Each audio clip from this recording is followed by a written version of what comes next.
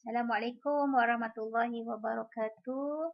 Okey, cikgu akan ajar bab 3 iaitu sambungan daripada bahagian saraf yang telah diajar oleh cikgu Sabarina, iaitu subtopik 3.3 peranan hormon dalam manusia. So masing-masing anak-anak pelajar boleh buka buku untuk rujukan. Okey, kita mula. Okey, peranan hormon pada manusia. So dalam manusia ada banyak sistem. Salah satunya adalah sistem endokrin. So sistem endokrin ni adalah terdiri daripada kelenjar endokrin yang akan merembeskan hormon. So apa itu hormon? Hormon adalah mesej kimia. Mesej kimia yang akan diangkut ke sel ataupun tisu sasaran. Maksudnya dia spesifik. Dia akan rembes, dia pergi kepada bahagian yang mana tisu itu perlukan hormon tersebut. Okey, so kelenjar endokrin adalah kelenjar yang tidak berduktus. So apa maksud berduktus ni? So duktus ni adalah salur. Contohnya cikgu bagi gambar kat sini, ini adalah duktus hempedu. Macam ni. So ini adalah duktus hempedu kan? DH duktus hempedu.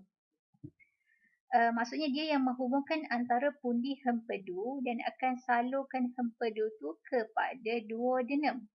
So dalam kelenjar endokrin, dia tak ada salur ni. Dia tak ada salur ni. Maksudnya bila tak ada salur ni, hormon tersebut akan dirembeskan secara langsung ke dalam aliran darah. Dia terus rembes dalam darah. Okay, apabila hormon ni bergabung dengan tisu sasaran, dia dah sampai tu, dia akan menyebabkan sel tersebut bertindak balas secara spesifik mengikut jenis hormon yang dia dapat. So, sel tu akan bertindak balas. Okay, boleh ya? Okay, ini macam mana dia punya proses dia, macam mana berlaku. Okay, first, sel dekat dalam kelenjar endokrin, dia akan merembeskan hormon. Okay. Hormon ini akan meresap ke dalam darah, dalam aliran darah. Dia pun meresap. So, hormon ini akan diangkut dalam darah ke seluruh bahagian badan. Tetapi, dia akan pergi kepada organ sasaran ataupun tisu sasaran dia yang menerima hormon itu barulah akan bertindak balas. Maksudnya, bahagian-bahagian lain yang tak ada kena-mengena dengan hormon tersebut tidak akan bertindak balas. Itu macam mana hormon itu bekerja. Nampak tak bahagian yang ni kan? So structure ini adalah reseptor. So nanti dia akan bergabung pada reseptor hormon tu. So bila dah bergabung pada reseptor, barulah sel tersebut akan memberikan tindak balas. Okey. So seterusnya,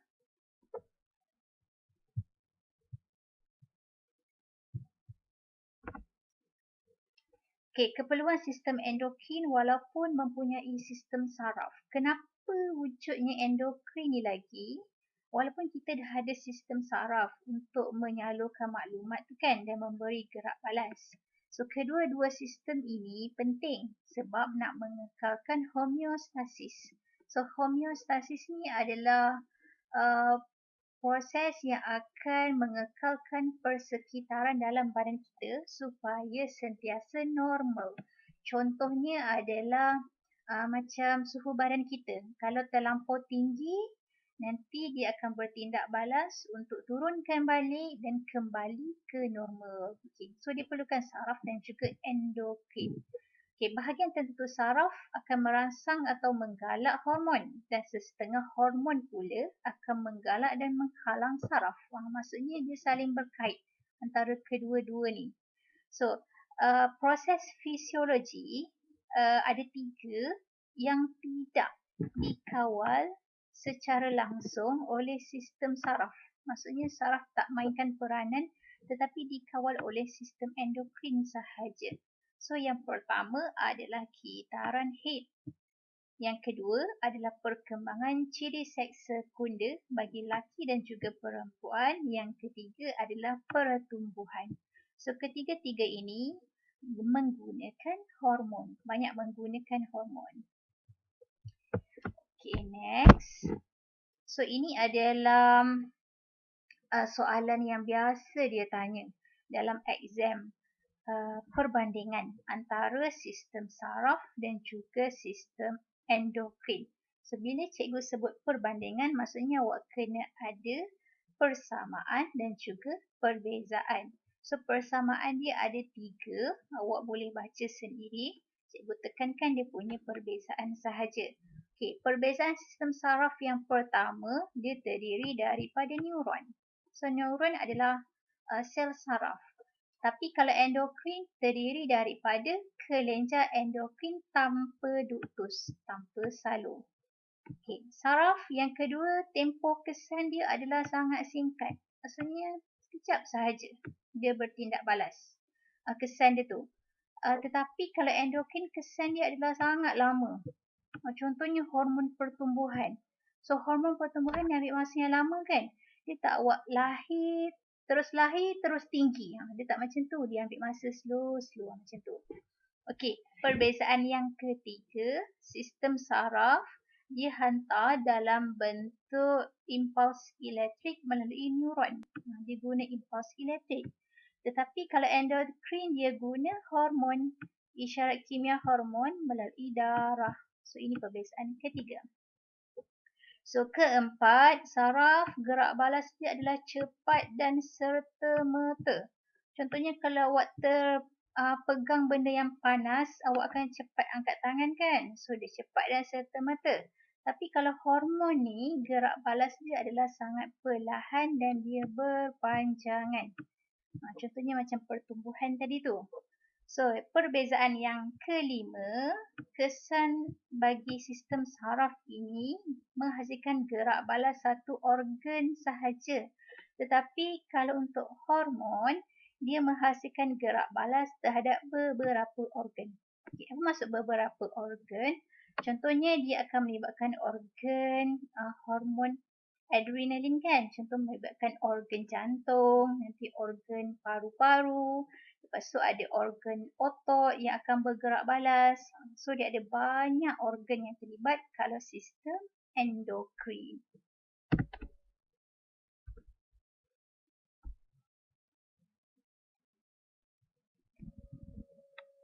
Okey, sekarang kita pergi kepada sistem endokrin manusia, bahagian kelenjar endokrin bagi lelaki dan juga perempuan. So ini adalah senarai kelenjar endokrin yang awak kena hafal yang merembeskan hormon tadi. Kita pergi kepada kelenjar yang pertama, iaitu hipotalamus yang berada di bahagian otak. Okay, kelenjar endokrin yang kedua adalah pituitary yang berada di bahagian otak juga. Okay, kenapa cikgu buat star dekat kelenjar pituitary ni? Sebab kelenjar pituitary adalah dikenali sebagai kelenjar utama ataupun master gland. Nanti cikgu akan terang lagi detail. Yang ketiga adalah kelenjar thyroid yang berada pada bahagian leher kita. Yang keempat adalah kelenjar adrenal yang berada di atas ginjal kita. Tahu tak ginjal tu apa?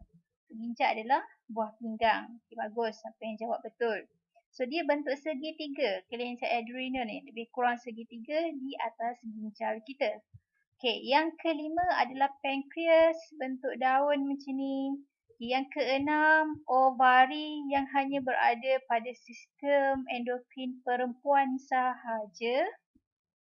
Yang terakhir, ketujuh adalah testis yang berada pada sistem endokrin lelaki sahaja. So ada 7 kelenjar endokrin yang merembeskan hormon. So boleh hafal hafal nama dia dan juga hafal dia punya lokasi. So bila dah tahu dia punya ni, kita tengok satu persatu apa hormon yang dirembeskan oleh setiap kelenjar ini. Okey, jom kita tengok. So kelenjar pituitary yang cikgu buat star tadi tu sebab dia kelenjar utama sistem endokrin. Kenapa? Sebab kelenjar ini merembeskan hormon yang dapat mengawal rembesan kelenjar endokrin yang lain. Okey, ni KIV. Nanti cikgu akan cerita. Okey, kelenjar pituitary ni dia ada dua bahagian, dua lobus. iaitu lobus anterior depan, lobus posterior di bahagian belakang. Okey, kedua-dua lobus ni, dia punya hormon adalah berbeza. Kita tengok bahagian anterior dahulu. Okey, anterior So, hormon pertama dalam bahagian lobus anterior adalah hormon antidiuresis. Kalau nampak perkataan diuresis ni, maksudnya dia berkaitan dengan air kencing nanti. Ataupun singkatannya adalah ADH. ADH ni bahasa Inggeris. Antidiuresis hormone. H ni adalah hormon. Okay. Dia akan pergi kepada tisu ataupun organ sasarannya iaitu ginjal. Maksudnya hormon ini akan memberi kesan kepada ginjal sahaja. Maksudnya organ sasaran tadi. Okay, apa fungsinya? Dia akan merangsang penyerapan semula air. Okay, nanti saat topik belakang, cikgu akan terang detail pasal ADH ni. Okay, next adalah oksitoksin. Organ sasaran boleh baca sendiri. Dia punya fungsi kalau dekat uterus, dia merangsang pengecutan otot uterus masa kelahiran. Bayangkanlah macam sengguguk tu tapi lagi double. Dia berkecut untuk waktu kelahiran. Okey, kedua kelenjar susu, dia merangsang pengeluaran susu daripada kelenjar susu. Okey, ini adalah fungsi bahagian anterior. Okay, next kita tengok bahagian posterior. Posterior dia banyak sikit. Okay, bahagian posterior yang pertama adalah hormon pelutinan, LH. Ini awak dah belajar dekat bab pembiakan kan? Ingat lagi tak? So ini baca sendiri. Awak dah belajar apa dia punya organ sasaran dan apa dia punya fungsi. Okay, next adalah hormon pertumbuhan GH iaitu growth hormone. Organ sasaran adalah tisu lembut ataupun tulang dan fungsi merangsang pertumbuhan. Ni yang tinggi tu, hormon pertumbuhan. Okay, next adalah ACTH, adrenal. Dia akan merangsang adrenal tadi, kelenjar adrenal untuk merembeskan hormon. Okay, next adalah hormon perangsang thyroid, thyroid stimulating hormone, TSH. So, dia akan merangsang thyroid untuk merembeskan tiroksina. Okay, lepas tu ada hormon perangsang follicle, follicle stimulating hormone, FSH. Fungsinya awak dah belajar. Ni sama. LH dengan FSH ni awak tengok. Dia dekat pembiakan yang awak dah belajar tu kan. So, baca sendiri. So, yang terakhir adalah prolaktin. Dia akan merangsang perkembangan kelenjar susu bagi wanita yang hamil. Okey, cikgu nak terangkan pasal hormon yang ni. ACTH ni dengan hormon TSH. Kedua-dua hormon ini adalah hormon perangsang yang dikeluarkan, dirembeskan oleh kelenjar pituitari kan. Okay, awak tengok tadi pernyataan tu. Yang ni tadi yang cikgu KIV. So, kelenjar pituitari dia akan merembeskan hormon yang mengawal rembesan kelenjar endokrin yang lain. Okay, maksudnya macam ni. Kelenjar pituitari, kelenjar pituitari, contohlah dia akan rembeskan hormon apa tadi? Dia akan rembeskan hormon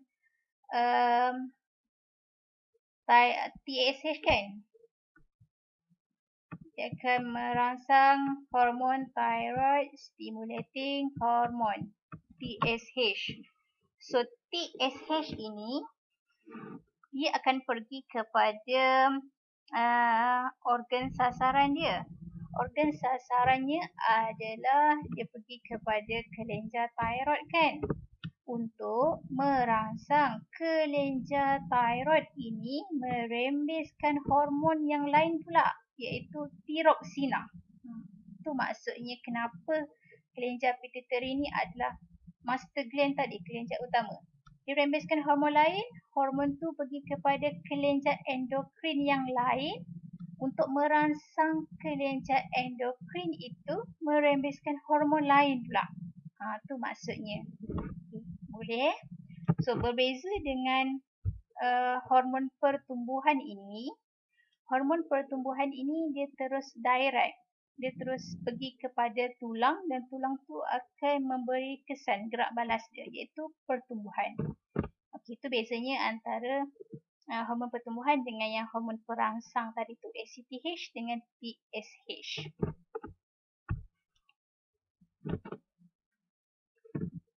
Okey, seterusnya adalah pengawal aturan rembesan hormon. So hormon yang dirembes-rembeskan tadi tu, nak kawal atur dia ada 3 cara. Yang pertama oleh hormon lain, yang kedua oleh aras bahan tertentu di dalam darah, contohnya glukosa. Yang ketiga adalah oleh isyarat daripada sistem saraf. Okay, ada 3 cara. Okay, saya pergi kepada cara yang pertama, iaitu oleh hormon lain. Okay, rembesan hormon daripada kelenjar sasaran, dia akan menghasilkan suap balik negatif. Okay, tengok gambar ni. Ini macam yang saya dah terangkan tadi tu. So, ini adalah kelenjar pituitary. Kelenjar pituitary, dia akan merembeskan hormon perangsang thyroid, TSH. So TSH tu nanti dia akan pergi kepada kelenjar thyroid. Lalu kelenjar thyroid ni akan merembeskan hormon tiroksina. Hormon tiroksina. Dia akan merembeskan hormon seterusnya, iaitu tiroksina. Itu maksudnya oleh hormon lain. TSH akan merembeskan tiroksina. Okey, boleh. Maksudnya macam ni. Hipotalamus first dia akan rembeskan TRH, thyroid releasing hormone, kepada kelenjar pituitary. Kelenjar pituitary akan rembeskan TSH, hormon perangsang thyroid. Hormon perangsang thyroid akan pergi kepada kelenjar yang lain, iaitu kelenjar thyroid, untuk merangsang kelenjar thyroid merembeskan tiroksina. Okey. Dan ini dia boleh buat suap balik negatif. Maksudnya bila tiroksina ni dah tinggi, dia akan sekat suap balik negatif kepada kelenjar pituitary supaya stop menghasilkan TSH. Itu maksudnya suap balik negatif. Okey, kalau dekat buku awak, dia bagi gambar macam ni kan? Okey, maksudnya macam ni. Kelenjar pituitary, dia akan merembeskan satu hormon. Nama dia hormon perangsang thyroid, TSH. TSH pula, dia fungsinya, dia akan merangsang kelenjar yang kedua, iaitu kelenjar thyroid, untuk merembeskan hormon tiroksina. Itu maksudnya oleh hormon lain. Kawal atur oleh hormon lain. Okey, lepas tu bila dah rembeskan tiroksina, tiroksina ni dia buatlah fungsi dia. So, apa fungsi tiroksina? Nanti kita akan belajar. So, bila tiroksina ni, kepekatan dia dah sangat tinggi, dia akan buat suap balik negatif. Maksudnya, dia akan merencat balik ke atas ni, kelenjar pituitary, supaya jangan rembeskan TSH lagi. Sebab tiroksina dah banyak. Kenapa dia buat macam tu? Sebab dalam sistem badan kita, dia tak boleh terlampau banyak sangat penghasilan hormon ataupun terlampau kurang sangat penghasilan hormon, sebab nanti dia ada kesan buruk dia. Nanti kita belajar. Okey, boleh? Faham Ini kaedah yang pertama. Okey, yang kedua adalah oleh aras bahan tertentu dalam darah. Contohnya adalah glukosa dalam darah. Okey, bahan tertentu ni adalah glukosa lah. Okey. So bila glukosa berlebihan dalam darah, hormon apa yang akan dirembeskan? Cepat teka, ni awak dah belajar. So bila glukosa berlebihan, hormonnya adalah insulin. Okey, bagus. Siapa yang jawab betul tu bagus. Insulin. So insulin ini yang dirembeskan. Siapa yang rembeskan insulin tadi? Pankreas. Okey, bagus. So insulin ni akan menukarkan glukosa yang lebih tu kepada glikogen. So glikogen pula bila nak guna, glikogen simpan dalam hati kan. So bila nak guna glikogen, dia akan hormon yang kedua pula. Apa hormonnya? Hormonnya adalah glukagon. Okey, bagus. Siapa yang jawab betul? Glukagon. So, bila aras glukosa rendah dalam badan, glukagon. Okey, bila aras glukosa rendah dalam badan, so glikogen akan ditukarkan kembali menjadi glukosa oleh hormon glukagon. Itu maksudnya kawal atau hormon ini ikut bahan tertentu, ikut bahan dia glukosa. Tengoklah, kalau tinggi insulin, kalau glukosa rendah glukagon. Itu maksudnya. Okey, yang ketiga adalah oleh isyarat daripada saraf. Okey, daripada saraf. So, hipotalamus dia akan terima impuls saraf daripada reseptor. So, dia yang akan merangsang kelenjar pituitary ini merembeskan hormon. So, kelenjar adrenal dirangsang oleh sistem saraf untuk membebaskan adrenalina. Ini contohnya. Kelenjar adrenal nak rembeskan adrenalina ini, dia perlu dirangsang oleh sistem saraf. Itu maksudnya isyarat daripada sistem saraf.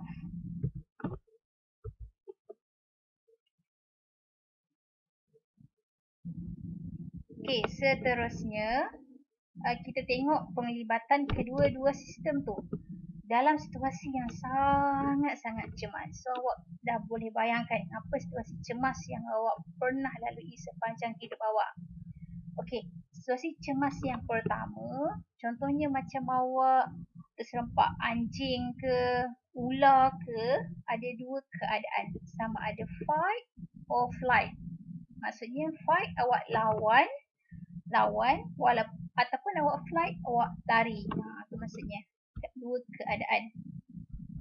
So, peranan sistem saraf dan juga sistem endokrin dalam situasi cemas ini, situasinya, okay, a person being attacked by a dog.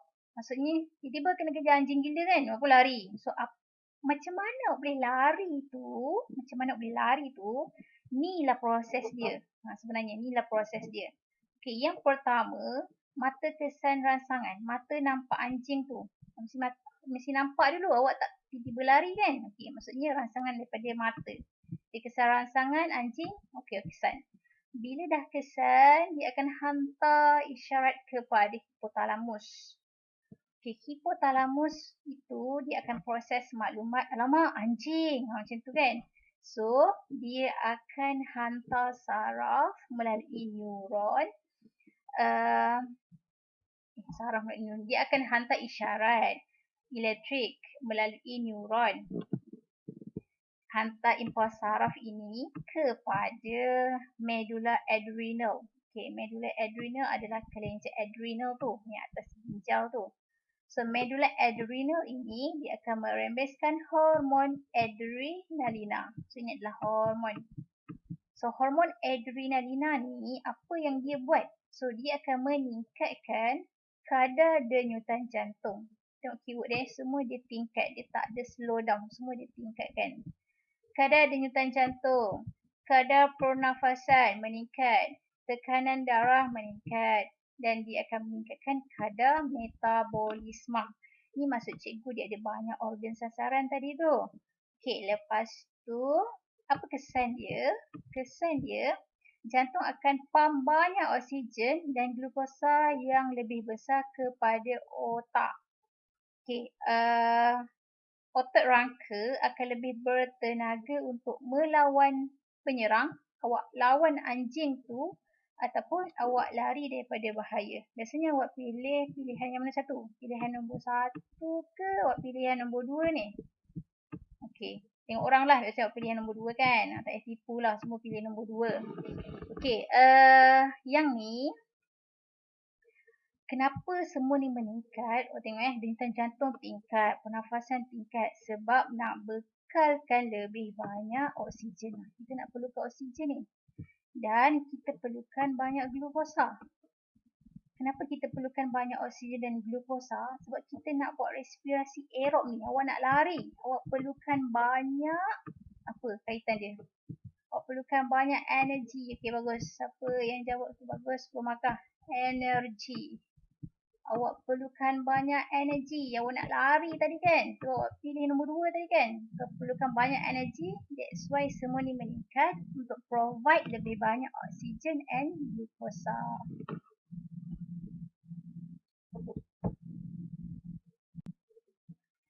Okay, sorry cikgu tertinggal bahagian yang ni. Sambung ini adalah peranan bagi setiap kelenjar adrenal yang lain selain daripada kelenjar pituitary. Okay, lelaki dan perempuan ada yang ada kedua-duanya. Kita pergi kepada kelenjar yang pertama iaitu kelenjar thyroid yang berada di bahagian leher. Okey, hormon yang dirembeskan adalah hormon tiroksina. Ini penting, selalu keluar exam. So, hormon tiroksina ni fungsinya adalah meningkatkan kadar metabolisme. Ini adalah fungsi utama dia. So, yang lain nak boleh baca, dia punya organ sasaran pun awak boleh baca. Okey, yang kedua adalah kelenjar adrenal. Okey, kelenjar adrenal, kedudukan dia ingat lagi tak? Di atas ginjal tadi, di atas ginjal. Hormon yang dirembeskan adalah hormon aldosteron. So dia punya organ sasaran adalah ginjal. Fungsinya adalah meningkatkan penyerapan semula garam. Ingat aldosteron, ingat perkataan garam. Okay, ini awak akan belajar detail dalam subtopik yang seterusnya. Okay, kemudian masih lagi kelenjar adrenal, dia akan merembeskan hormon adrenalina ataupun kita biasa sebut adrenaline kalau bahasa Inggeris. Okey, dia punya organ sasaran boleh baca, fungsi dia boleh baca, tapi awak highlightkan keyword perkataan meningkatkan. Maksudnya hormon adrenalina dia akan meningkatkan. Okey, meningkatkan kadar pernafasan dan meningkatkan kadar metabolisme. Ini terlibat dalam yang tadi awak belajar iaitu situasi cemas tu, fight or flight. Okey, hormon yang kelenjar yang seterusnya adalah pankreas yang bentuk daun. So hormon dia ada dua, insulin dan juga glukagon. Okay, ini awak dah belajar dalam tingkatan 4 kan? So ini boleh baca sendiri. Okay, seterusnya adalah bahagian testis pada sistem lelaki sahaja, sistem endokrin lelaki. So hormonnya adalah testosteron, organ sasaran boleh baca, fungsinya adalah merangsang perkembangan ciri-ciri seks sekunder lelaki dan juga proses spermatogenesis. Ingat lagi tak spermatogenesis yang awak dah belajar dalam bab pembiakan. Okey, seterusnya kelenjar endokrin ovari. Pada perempuan sahaja, hormon dia ada dua, iaitu estrogen dan juga progesteron. Okay, ini pun awak dah belajar dalam bab 4, so boleh baca balik, boleh recap balik. So ini adalah summary bagi kelenjar-kelenjar yang berada dalam sistem endokrin kita selain daripada kelenjar utama yang berada di bahagian otak, iaitu kelenjar pituitary dan satu lagi kelenjar hipotalamus. Okey, sekarang kita masuk bahagian kesan ketakseimbangan hormon. Tadi kita dah belajar panjang lebar pasal hormon kan? So sekarang belajar apa kesan kalau hormon ni dia tidak seimbang. Maksudnya terlebih ataupun terkurang. Teka-teki. Siapa boleh teka siapa nama manusia yang paling tinggi ini dan berapa ketinggian dia. Bolehlah komen dekat ruangan komen. Okey, kita pergi kepada hormon yang pertama iaitu hormon pertumbuhan. Short form dia adalah GH, growth hormone. Apa kesan kalau kurang? Kalau kurang hormon pertumbuhan ini, kesan dia adalah kekerdilan. So, kerdil. dia pertumbuhan tulang dia akan terbantut dan organ dia gagal berkembang dan saiz badan dia akan jadi seperti kanak-kanak. So contohnya macam inilah. So ini adalah kekerdilan dengan ni juga. So ini adalah couple yang famous siapa yang biasa tengok rancangan diorang ni. So ini adalah couple yang mengalami masalah kekerdilan. Kalau awak tengok rancangan diorang, awak akan tengok banyak dia punya penyakit lah ataupun masalah yang diorang dapat disebabkan oleh kekerdilan ni. Awak boleh tengoklah macam mana diorang overcome. Okey, apa jadi kalau lebih pula hormon pertumbuhan ni? So kalau terlebih pula waktu dia kanak-kanak, maksudnya overproduction hormon pertumbuhan ini dia akan menyebabkan kegergasian. Dia punya istilah dia, kegergasian. So pemanjangan tulang adalah abnormal dan individu tersebut dia akan membesar dengan ketinggian yang sangat luar biasa. Dia akan sangat-sangat tinggi. So ini adalah kalau hormon pertumbuhan dia terlebih. Okey.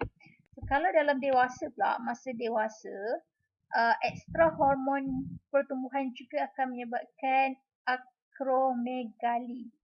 So ini adalah situasi di mana tulang tangan dia, kaki ataupun rahang, bahagian tengkorak dia ni, dia akan membesar. Dia akan mengalami pertumbuhan yang luar biasa dan dia akan jadi besar. Tengok ni, dia akan jadi panjang kan. So ini adalah lebih hormon pertumbuhan. Macam ni lah awak tengok dia punya perubahan dia. Umur 9 tahun, 16 tahun, tengok 33, umur dia waktu 52.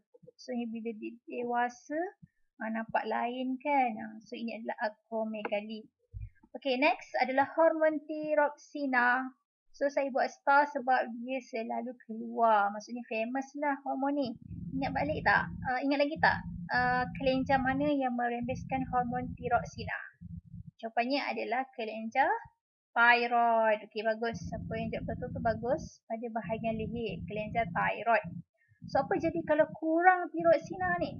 So kalau kurang, dia akan menyebabkan kretinism. Maksudnya terencat akal bagi kanak-kanak. Ini adalah contoh dia lah.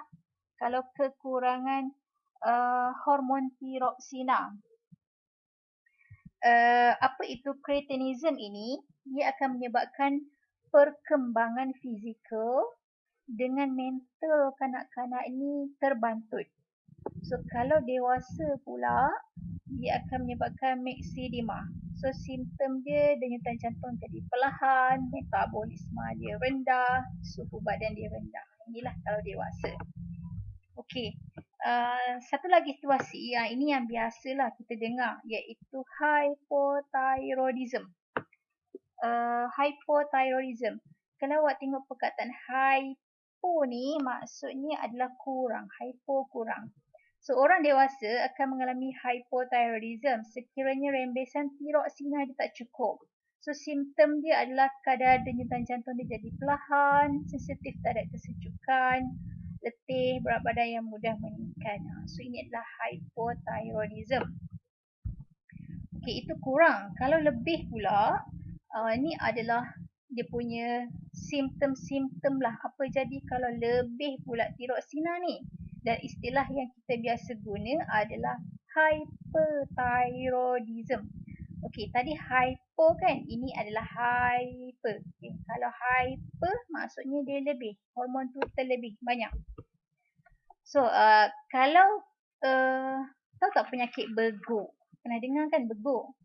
Ataupun istilah dia adalah goiter. Istilah yang tepat adalah goiter. So, goiter ni adalah sejenis penyakit yang disebabkan oleh kekurangan iodin. So, dia akan menyebabkan pembesaran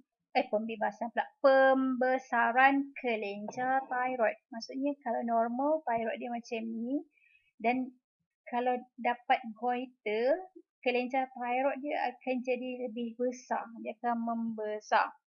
So, hormon Iodin ni dia penting sebagai membantu dalam menghasilkan hormon tiroksina. Ingat iodin dia penting dalam membantu menghasilkan tiroksina, hormon thyroid tadi. Okey. So ini awak tengok gambar dia. So awak tengok gambar macam mana dia jadinya goiter ini. Kalau awak refer kepada buku awak, setengah buku dia cakap hyperthyroidism akan menyebabkan goiter, dan setengah buku pula dia cakap kurang tiroksina akan menyebabkan goiter kan. Okey, sebenarnya dia macam ni. Dua-dua situasi pun dia boleh jadi kepada penyakit goiter. Saya terangkan kalau dia terlebih dulu. Okey, kalau lebih hormon hormon tiroksina, dia akan menyebabkan kelenjar goiter kita membengkak dan menjadi lebih besar. That's why dia jadi bengkak macam ni. Sebab banyak penghasilan hormon tiroksina. Okay, boleh faham itu kalau terlebih penghasilan hormon tiroksina jadi bengkak. Tapi kalau kekurangan hormon tiroksina pula, dia boleh juga menjadikan penyakit goiter ni, sebab bila dia kurang hormon tiroksina, dia akan menyebabkan kelenjar pituitary menghasilkan lebih banyak hormon TSH untuk menghasilkan lebih banyak tiroksina. That's why dia menyebabkan kelenjar thyroid tu membesar. Okay, boleh faham tak? Dia punya situasi dia. Okay, macam mana sekejap saya nak tunjuk. Okay, yang tadi tu, yang ni okay, ini. Ini adalah kelenjar thyroid yang akan merembeskan hormon tiroksina. So bila kurangnya iodin, maka kuranglah penghasilan tiroksina kan. So bila kurang penghasilan tiroksina, siapa yang merangsang kelenjar thyroid ni menghasilkan tiroksina? Iaitu kelenjar pituitary kan. Dia akan menghasilkan sejenis hormon nama dia TSH tadi, hormon perangsang thyroid. So, dia akan merangsang kelenjar pituitary itu merembeskan lagi banyak TSH. Sebab kurang kan. So, bila lagi banyak TSH dihasilkan, dia akan menggalakkan kita punya kelenjar thyroid ni menghasilkan lagi banyak hormon tiroksina. So, dia akan bengkak lah. Dia akan menyebabkan kelenjar thyroid kita ni membesar. So, bila dia membesar, jadilah penyakit goiter. Macam ni. So, senang nak ingat macam ni lah. So, goiter disebabkan kekurangan iodin. Boleh disebabkan oleh kekurangan iodin. Okay, next adalah hormon insulin. So, hormon insulin yang dirembeskan oleh kelenjar pankreas, apa jadi kalau kurang? So, kalau kurang insulin ni, dia akan dapat penyakit diabetes mellitus ataupun yang awak biasa sebut adalah kencing manis. So, diabetes mellitus. So, bila tak ada insulin, maka dia tak boleh tukarkan glukosa yang berlebihan dalam darah kepada glikogen. So, kesannya glukosa dalam darah tu akan kekal tinggi. So, dapatlah penyakit diabetes mellitus. So, orang ini, dia akan, dia punya simptom dia kerap buang air kencing, sentiasa haus, tapak kaki, sentiasa kebas, penglihatan dia jadi kabur, dengan luka dia lambat sembuh. Ni luka dia lambat sembuh lah ni. So, bila dah cedera, maksudnya ada luka, dia akan ambil masa lah untuk sembuh. Itu adalah diabetes mellitus. Okey, kalau lebih pula insulin ini, dia akan kena hypoglycemia. So, hypoglycemia ialah situasi di mana aras glukosa dalam darah dia rendah. Kenapa rendah? Sebab insulin terlebih. Bila insulin terlebih, insulin ini dia akan tukarkan glukosa jadi glikogen. So, glukosa dalam darah tu jadi rendah. So, simptom dia adalah sentiasa letih, insomnia, takut, fikiran bercelaru dengan sakit kepala. Okay, next. Okay, adalah hormon ADH ataupun antidiuresis. So, apa jadi kalau hormon ini dia kurang, kekurangan ADH ini? So, bila kurang, dia akan menyebabkan penyakit diabetes insipidus.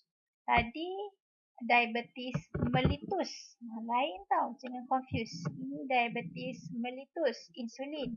So, ini adalah yang seterusnya adalah diabetes insipidus. Okay. So, apa kesannya? So, pesakit yang kurang ADH ini, dia akan menyingkirkan air kencing yang banyak. Maksudnya dia kencing tu banyak lah. Ni normal, ini normal air kencing dia. Kalau dia ada diabetes insipidus tu, urine production dia banyak. Dan dia akan sentiasa rasa haus. Sebab bila dia kencing banyak, so orang ni sentiasa haus lah. So, apa jadi kalau dia kurang minum air, dia boleh jadi penyahidratan lah. Maksudnya dia kekurangan air.